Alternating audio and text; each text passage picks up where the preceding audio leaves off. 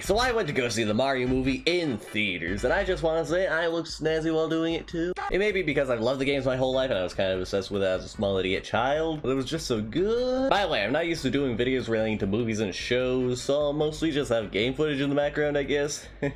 Before I get into my actual thoughts on the movie, I just want to say what everyone else has already said, that this movie is probably kind of poo-poo for people who have never played the games. Like, I personally loved it. It tickles my pickle, but if you're like 40 years old and never touched a video game in your life, it would probably feel like taking LSD. But thankfully, I have no life. I would talk about the plot, but if you know Mario games, they already basically know it, with the only real difference being that Princess Peach doesn't get captured, which I honestly think is sick. I just love her so much.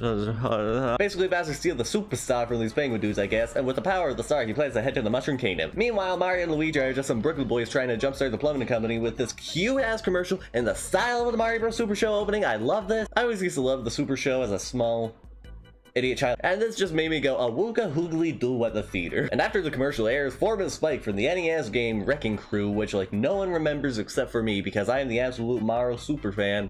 Literally everyone knows who he is now. What's wrong with me? He just got poops on them. I don't know. I just wanted to mention him because Spike is cool. So Mario and Luigi head home, and no one in their family was really supportive of the commercial, causing Mario to have a hyper-realistic panic attack, with critics and audiences alike praising the movie for its accurate and respectful depiction of sensitive subject matter.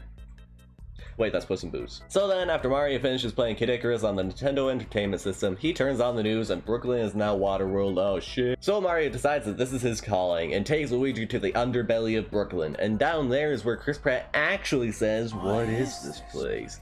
And they just did him absolutely dirty in the original trailers. But down there, they find a suspiciously green pipe and Luigi gets sucked.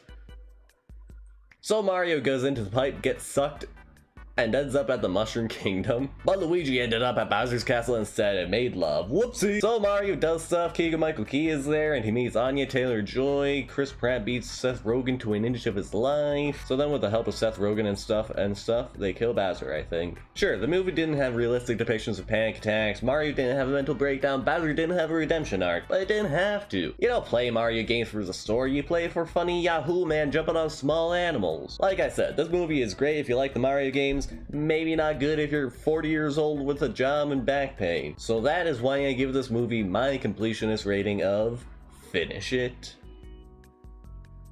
Oh wait, I almost forgot about the movie itself. I basically just gave a stupid plot summary. Yeah, the animation was superb as usual for Illumination. They make the most mid movies imaginable, but at least they're pretty. In fact, I'd say that this is their best looking movie yet. And I honestly love the voice acting. I'm no expert on the talent myself, but I was perfectly fine with everyone's performances. Of course, there's the usual complaints you'd see if you logged into Twitter for about 2 seconds in the past couple days, like Cranky Kong not sounding that cranky, or Chris Pratt.